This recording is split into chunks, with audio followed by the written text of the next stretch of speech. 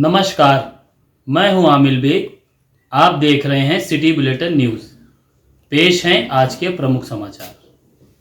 आगामी 14 मार्च को पड़ने वाली होली पर्व को सकुशल एवं शांतिपूर्ण ढंग से संपन्न कराने के लिए जिलाधिकारी चंद्र विजय सिंह की अध्यक्षता में एक अहम बैठक कलेक्ट्रेट सभागार में संपन्न हुई। बैठक में एसएसपी राजकरण नैयर, अपर जिलाधिकारी प्रशासन अनिरुद्ध प्रताप सिंह, अपर जिलाधिकारी नगर सलिल कुमार पटेल, पुलिस अधीक्षक नगर मधुबन सिंह सहित नगर मजिस्ट्रेट, एसडीएम, क्षेत्राधिकारी एवं व्यापार मंडल, पीस कमेटी और होली का पर्व मनाने वाली समितियों आदि के पदाधिकारी मौजूद रहे। होली पर्व पर होने वाली आकस्मिक घटनाओं को दृष्टिगत रखते हुए जिलाधिकारी और एसएसपी ने संवेदनशील स्थलों को चिन्हित करते हुए सुरक्षा के पुख्ता इंतजाम करने के निर्देश संबंधित अधिकारियों को दिया। उन्होंने कहा कि आगामी होली, रमजान और नवरात्रि के लिए कंट्रोल रूम नंबर 052782233753 तथा नगर निगम के कंट्रोल रूम नंबर 1533 की स्थापना की जा रही है, जिस पर आम जन मानस सूचना दे सकते हैं। 13 फरवरी को होलिका दहन को लेकर सभी थाना प्रभारी अपने अपने क्षेत्रों में पूर्व में निरीक्षण करके जिन स्थलों पर होलिका दहन परंपरागत तरीके से होता है उन्हीं स्थानों पर करें। अधिकारीगण हैं, जनपद संप्रधान नागरिक हैं, विभिन्न व्यापार मंडलों के बंधु हैं, इन सभी को साथ में बैठक की गई और होली को और रमज़ान का जो महीना चल रहा है उसको देखते हुए जो तैयारी है और सभी की जिम्मेदारी है उनको बताया गया है और हमारे त्यौहार बहुत शांतिपूर्ण तरीके से, सौहार्दपूर्ण तरीके से पूरे हों। इस सब के लिए जितनी भी ज़रूरी व्यवस्थाएं होनी है प्रशासन की तरफ से और ये सारी चीज़ें बताई गई हैं और इन सभी पे हम लोग को मिलकर इन त्यौहारों को संपन्न कराएंगे। सर, उस दिन जुमा भी है, नमाज का भी समय है, तो उसके लिए क्या सर वो है? ये सारी चीज़ों पे चर्चा हुई है। अगर होली का त्यौहार जो है शुक्रवार को पड़ रहा है तो उसमें जुमे की नमाज भी रहेगी, तो सभी चीज़ें शांतिपूर्ण तरीके से हों। इस सब के लिए सभी हमारे जो एसडीएम साहिबान हैं, सीओ साहिबान हैं, सब भ्रमणशील रहकर चीज़ों को व्यवस्थित कराएंगे और साथ साथ नगर निगम, हमारे नगर पालिकाओं के ईओ शहर में जो व्यवस्थाएँ हैं उस पर नज़र रख के उनको पूरा कराएंगे ताकि नागरिक बहुत आसानी से, बहुत अच्छे से दहन व रंग खेला का जो कार्यक्रम है उसी के संबंध में आज सभी स्टेक होल्डर्स के साथ पीस कमेटी के सभी हमारे जितने भी साथी हैं उनके साथ एक बैठक बुलाई गई थी जिसमें सभी विभाग मौजूद थे। इसमें जो लोगों की समस्याएं थी या जो उनकी अपेक्षाएं थी उनके द्वारा बताया गया, जो हमारी अपेक्षा थी उसके संबंध में उनको बताया गया ताकि आगामी त्यौहार को शांतिपूर्ण ढंग से पूरे हर्षोल्लास से जिस तरीके से लोग पारंपरिक रूप से मनाते रहे आगे भी मना सकें। देखिए, जो भी हमारे पारंपरिक रूप से होलिका दहन होते रहे वहीं पे इस बार भी होगा। उसके सभी थानावार उसकी संख्या रहती है, सभी थाना से समन्वय स्थापित करके उसको इस बार भी करवाया जाएगा। मानक है, जो भी साउंड की लिमिट है, डेसिबल की लिमिट है, उसी के अनुसार ही केवल बच पाएगा। उससे अधिक कोई करेगा तो फिर उसका कल आप कार्रवाई की जाएगी। महाकुंभ समाप्त हो गया, लेकिन प्रयागराज के महाकुंभ के दौरान अमृत जल से जो स्नान नहीं कर पाए थे उनके लिए आज रामनगरी में व्यवस्था की गई थी। रामनगरी में राजस्व और प्रशासनिक अधिकारियों ने आज अमृत स्नान किया। प्रयागराज ड्यूटी के बाद अयोध्या पहुंची फायर ब्रिगेड की गाड़ी में त्रिवेणी का जल लेकर के फायर ब्रिगेड के अधिकारी पहुंचे। बता दें कि संपूर्ण महाकुंभ के दौरान अयोध्या में ड्यूटी कर रहे अधिकारियों को भी अमृत स्नान का लाभ मिला। अमृत स्नान के लिए त्रिवेणी से गंगा जल लेकर फायर ब्रिगेड की गाड़ी अयोध्या पहुंची। आज सरजू में खड़े होकर के अधिकारियों ने अमृत स्नान किया। गंगा जल से स्नान करके सरजू मां का आचमन किया। इस दौरान मंडलायुक्त Gaurav Dayal, IG Praveen Kumar, SSP Rajkaran Nayyar, SP सुरक्षा बलरामाचारी दुबे के साथ अयोध्या नगर निगम के महापौर गिरीशपति त्रिपाठी और नगर आयुक्त संतोष शर्मा ने सरजू में अमृत स्नान किया। राजस्व और प्रशासनिक अधिकारियों ने आज अमृत स्नान का लाभ लिया। अमृत जल से स्नान किया है, क्या कहेंगे, कैसा ये जो पूरा जो कुंभ था लगभग 1.5 महीने का, इसमें हमारे बहुत से ऐसे अधिकारी थे जो यहाँ पर लगातार ड्यूटी पर थे और जो श्रद्धालुओं की संख्या बहुत ज़्यादा होने की वजह से लगातार यहाँ पर रहना पड़ा और कुंभ नहीं जा पाए, वहाँ पे संगम में डुबकी नहीं लगा पाए थे, तो उन सब के लिए वहाँ संगम से जल मंगाया गया था और आज माँ सरयू की गोद में सब लोगों ने गंगा जल के साथ भी डुबकी लगाई है। तो एक तरह से हम लोगों ने जो वहाँ पे मिस किया उसको आज यहाँ पे पूरा किया है और भगवान का आशीर्वाद लिया है, माँ सरयू का आशीर्वाद प्राप्त किया है। तो है सरयू स्नान का और कुंभ के जल से देखिए, हमारी सरयू माँ जो वासिष्ठी के रूप में विख्यात है और लगातार सभी को आशीष देने के लिए तत्पर रहती है, वहाँ पर आज हम लोग सब इकट्ठे हुए।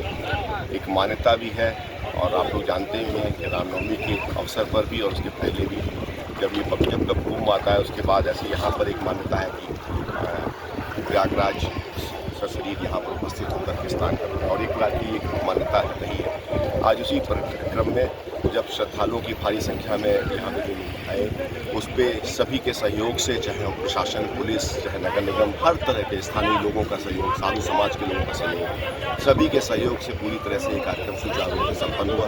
एक प्रकार से सभी का आभार व्यक्त करते हुए, माँ सरयू का के प्रति अपना आभार व्यक्त करते हुए, श्रद्धा सुमन अर्पित करते हुए और पवित्र संगम की तीनों नदियों का जल जब हम लोग के पास पड़ा तो हम लोग सब भावाभिभूत रहे। यहाँ पर जो भी लोग थे वो क्योंकि अपने कर्तव्य पथ पर रहने के कारण उस समय संगम स्नान नहीं कर सके, तो आज जैसा हम लोग होली के बाद अपनी होली मनाते हैं, तो एक प्रकार से आज देव स्थान पर यहाँ उपस्थित होकर के सभी लोग सभी के प्रति आभार व्यक्त करते हुए अपनी श्रद्धा सुमन किए और भावनाओं की अतिरेक आज। और हमारे आदरणीय मुख्यमंत्री योगी आदित्यनाथ जी की सरकार ने और उनकी पूरी टीम ने बहुत सकुशल महाकुंभ संपन्न करवाया।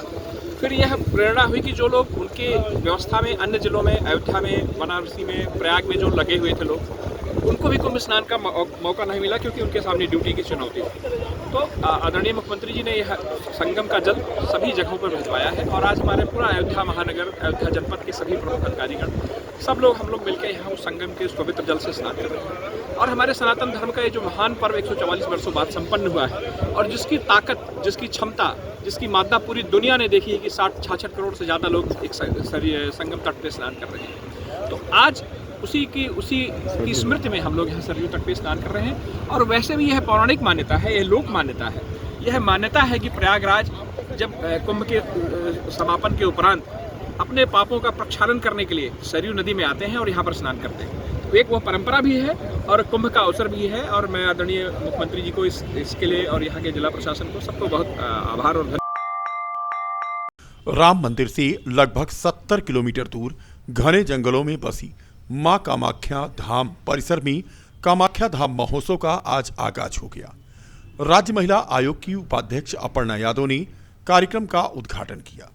हजारों मातृ शक्तियों के साथ दुर्दुरिया पूजन में भी वह शामिल हुई। इस अवसर पर उन्होंने कहा कि सनातन धर्म की छोटी छोटी पूजा पद्धति हमारे सनातन धर्म की पहचान है।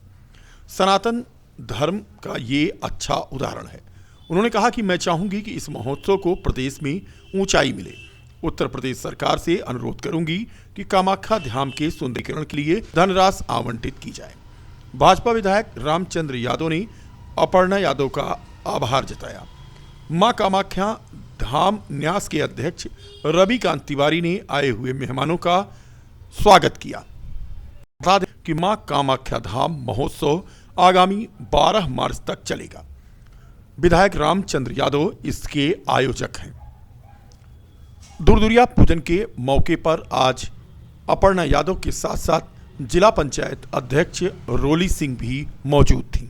क्योंकि ये बहुत ही ज़्यादा सुंदर दिव्य कार्यक्रम है। माँ कामाख्या धाम है यहाँ पे और रुदौली में आदरणीय रामचंद्र जी ने कराया है ये कार्यक्रम। जो विधायक है हमारे साथ यहाँ पे रोली सिंह जी भी हैं, जो मैं समझती हूँ कि ये काफ़ी अच्छा सांस्कृतिक कार्यक्रम और एक जो होता है सनातन धर्म से जो छोटी छोटी रीति रिवाज से पूजन पद्धति है हमारे सनातन में, आज उसका यह दिव्य उदाहरण था। मैं समझती हूँ इतनी दूर दूर से ये सभी महिलाएं हैं मेरे साथ, बहुत दूर दूर से चल कर के आई हैं।